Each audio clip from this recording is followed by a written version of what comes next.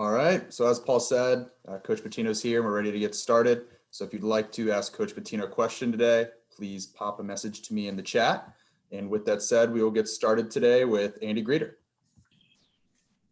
Richard, a 31-point loss. How do you just begin to sum up that one? Well, they were really good. Give them credit. I thought our offense just led to too many baskets for them. They absolutely, if you turn it over, they're going to turn it, into a touchdown, as the expression says. We had 18 turnovers that really hurt us. We obviously with Liam really hobbling.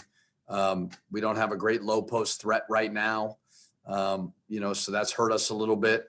So they were really, really good. Give them credit. And obviously we really broke down there. Next, we will go to Marcus Fuller. Coach, can you just talk about, obviously defensively, when you're missing, Liam and Gabe, how do you make up for that with guys who maybe haven't played together in different positions and different roles? Yeah, Those are our two best defenders. Gabe is our best perimeter defender, and Liam obviously is a great shot blocker. I know he leads the league. So, yeah, you take two starters off of any team, you're not going to be as good. But nevertheless, we could certainly be better than what we were tonight, So it's hard. We certainly seem a little bit disjointed with those two guys out. But we just got to find a way. We got to find a way. We got 4 left. Obviously, schedule got a little bit switched up on us. I was, kind of looking forward to the week for Liam. But now, obviously, we'll go Thursday and then go Saturday. So it's on all of us, that one. It's on everybody. And we just got to learn from it, move on, and see if we can get some continuity going, and kind of see where Liam is at moving forward. Andy, we'll go right back to you.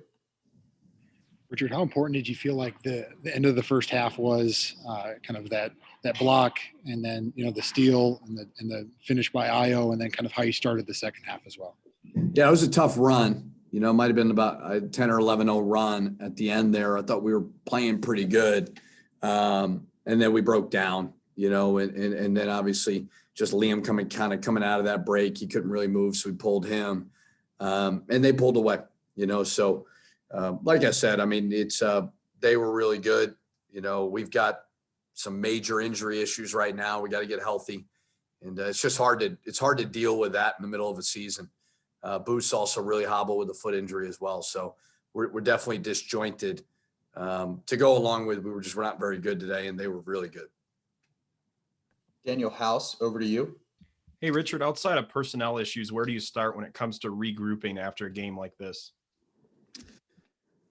Well, you take tomorrow off and you get back to work. You got Monday, Tuesday, Wednesday, or just opportunities to get back on the gym and work on everything. Clearly, everything we did was not real good. So there's nothing. It's not like we need to harp on one specific thing. Transition defense was not very good. Offensively, turning the ball over was not good. So just get back to work with everything. There's not just one thing. So. Get the mind right tomorrow, mentally and physically, get a rest, and then get back to work. Next question will come from Chip Scoggins. Richard, obviously you want to be peaking this time of year. How concerned are you with your team right now? I think we got to get healthy. I think losing Gabe obviously hurts. He'd probably be out about a month. That's a starter. Liam is not even close to himself. That's another really important player. So obviously Gabe won't be back anytime soon. We'll see kind of how it can go with Liam moving forward. But, like I said, we didn't play real well. But let's get refocused and this league will do it to you. Illinois is a great team, and we just got to get back to work. Next, we'll go to Rob McCulley. Hey, Richard, I understand that you're not playing anywhere near full strength, but I wonder if you could still tell how Illinois did compared to what you saw in scouting them.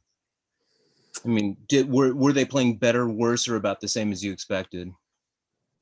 I think they're one of the best teams in the country.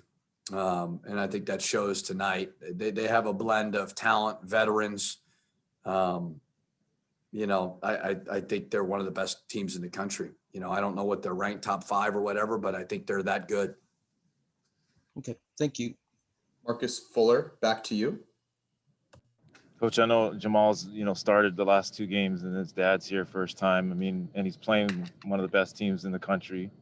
What can you say just about, him in that role now? Well, it's a great opportunity for him. With Gabe out, he's going to get some significant minutes. Obviously, not sure what Marcus' future holds, because he sat out a year, obviously, with the transfer.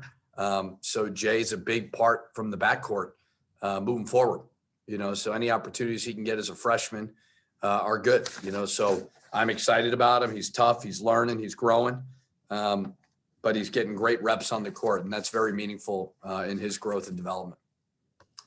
Colin Likas, over to you. Thanks. Richard, I know a lot of people talk about Io DeSimmu and Kofi Coburn when they talk about Illinois, but can you offer an assessment of Andre Curbello's play and what you saw from him? Yeah, I mean, he's just he's a really heady point guard. He's a nice guy to bring off the bench. He's got great speed. He's got great quickness. He can run the show. You could tell he's just a good floor general. I know that was a really good recruit for him, and he's a good player. And haven't received any additional question requests for Coach. So last call here, just a few seconds before we let him go. I have not received any. So Coach, thank you very much for your time. Thanks. And we'll continue here in just a few moments with the players. As a reminder, we'll have Eric Curry and Brandon Johnson. Sully, we're just going to roll right with Eric Curry. He'll take a seat and we'll go ahead and get started. Perfect.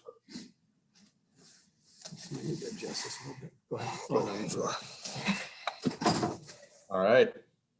So as Paul said, we'll start off with Eric Curry today, and we'll get started just as soon as the first question for Eric comes through in the chat. Thank you.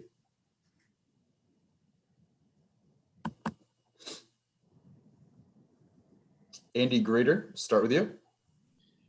Eric, how would you kind of assess the end of the first half and the beginning of the second half and kind of how that kind of flipped the nature of this game?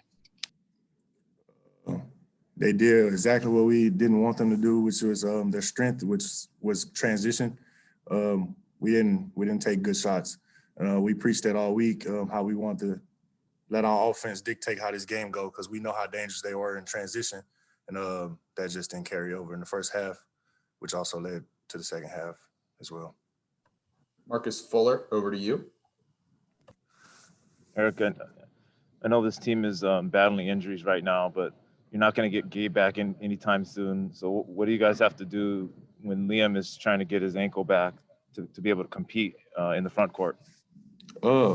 Just have a sense of pride, man. Like, we can't let the guys come in like today and just do what they want to do. Especially just gotta have pride for the program, have pride for each other, and just have each other's back.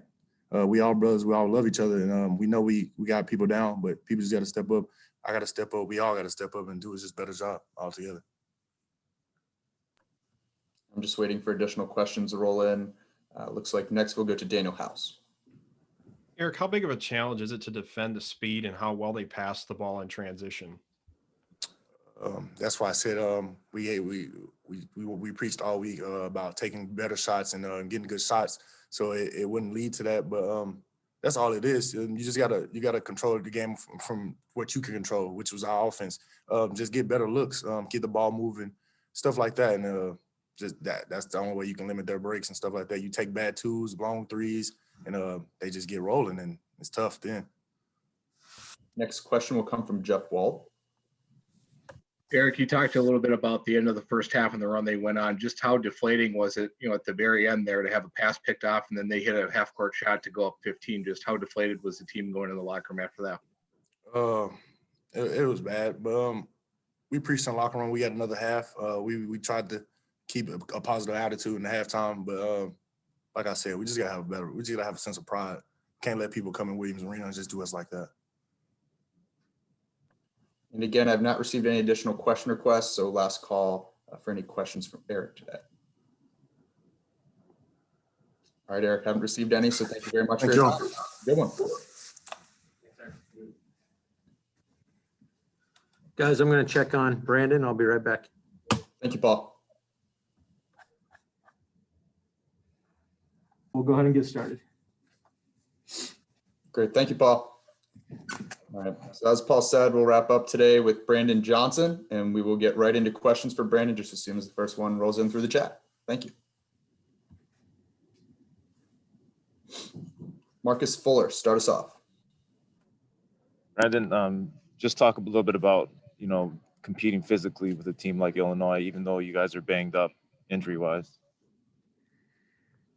I believe we competed pretty well in the first half.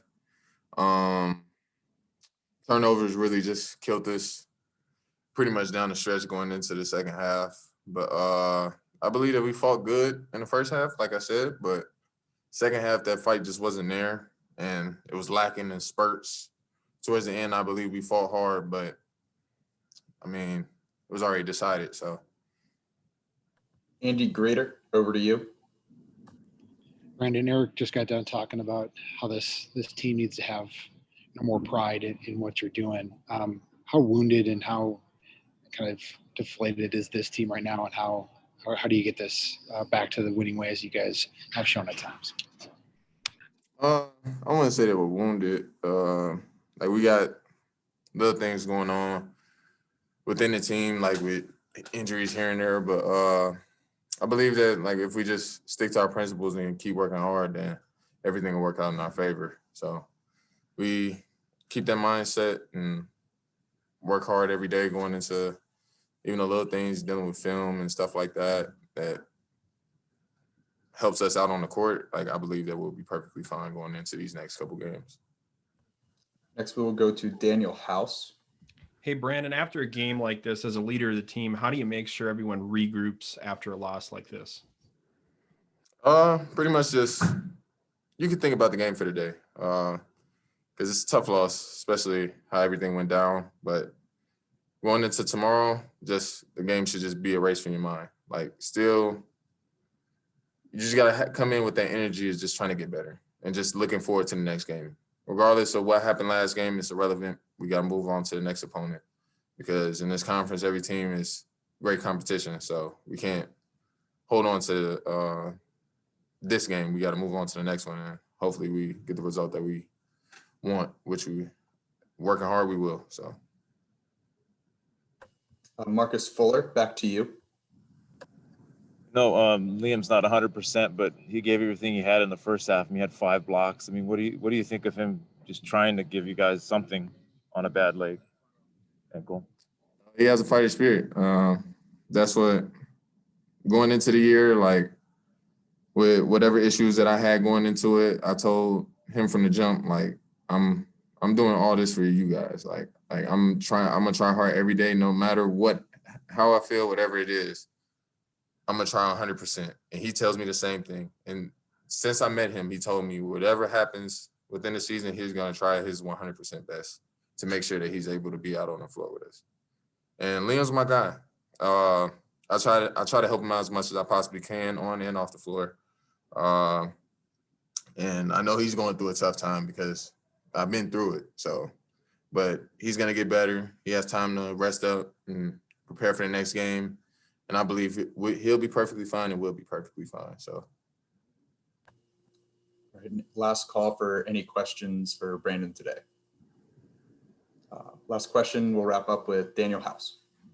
Hey, Brandon, what do you think makes this Illinois team so dynamic? Everybody on the team complements each other well.